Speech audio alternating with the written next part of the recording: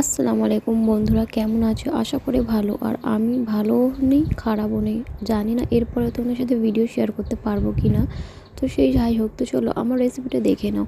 এখানে আমি খিরি গুড়দা রাত্রিবেলা এমার্জেন্সির জন্য রান্না করতে হলো। দুপুরবেলা আমাদের নিরামিষ হয়েছিল, তো সেই জন্য সরিষার তেলের ভেতরে আমি পেঁয়াজ কুচি দিয়ে দিলাম। দিয়ে আমি এখানে খিরি গুড়দাকে দিয়ে দিলাম, পেঁয়াজের মধ্যে লাল করে নেবো। তার সাথে লবণ দিয়ে দিয়েছি। আর আমি মশলার জন্য ব্যবহার করেছি আদা, রসুন আর জিরে মরিচ বাটা। আর আমি এখানে সব মশলাই পেস্ট করে ব্যবহার করি। আর আমি অন্য আবল তাবল মশলা খাই না, যেহেতু আর আবল তাবল মশলা দিলে তরকারি কেমন হবে না হবে।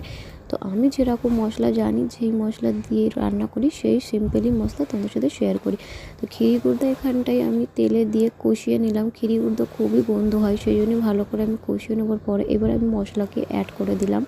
দিয়ে আবারও আমি ভালো করে নাড়াচাড়া করে কষাকষি করে নেবো। নিয়ে একটা টমেটো কুচি দিয়ে দিলাম, যাতে গ্রেভিটা একটু বেশি হয়। সেই জন্য তোমরা চাইলে টমেটোর অ্যাড করতেও পারো, না হলে নাও করতে পারো, কিন্তু আমার ছিল আমি অ্যাড করলাম গ্রেভিটা একটু বেশি হওয়ার জন্য। তো এখানে আবারও কষিয়ে নিয়ে ওপর দিয়ে রেড চিলি পাউডার দিয়ে দিলাম। দিয়ে কষিয়ে নিয়ে এবারে জিরের পাউডার, গোলমরিচ পাউডার, ধনে আর গরম মশলার গুঁড়ো, মিট মশলা দিয়ে আবারও একটু কষিয়ে নেবো। নিয়ে এবারে আমি এতে পরিমাণ মতন জল দিয়ে আবার এটাকে সেদ্ধ হতে বসিয়ে দেবো। আর খুব সিটি না দিলেও 5-6টা সিটির মধ্যে আমার খিরি গুড়দা একদম রেডি হয়ে যাবে। তো আমি এখানে পরিমাণ মতন জল দিয়ে প্রেসার কুকারে বসিয়ে দিলাম।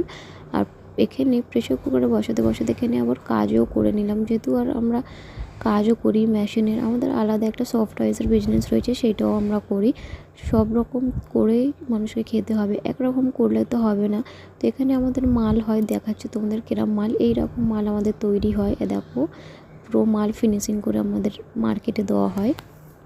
তো এখানে রান্না হচ্ছে, এখানে আমি কাজও করে নিচ্ছি। তো আমার রান্না রেডি হয়ে গিয়েছে, দেখো এখানে আমার মশলা পুরো কষিয়ে নিয়েছি। আর গ্রেভি একদম আন্দাজ মতন জল দিয়েছিলাম, সেই জন্য পুরো একদম রেডি। আর আমার তরকারির কালারটা দেখো কত সুন্দর হয়েছে, দেখেই মনে হচ্ছে জিভে জল চলে আসে। আর এত সুন্দর একটা গন্ধ ছাড়ছে বলার মতনই। তো আমার রেসিপিটা যদি ভালো লাগে প্লিজ চ্যানেলটাকে ফলো করে নিও। আমি জানি না এরপর আমি ভিডিও দিতে পারবো কি না, তো পাশে থেকো, মনে রেখো।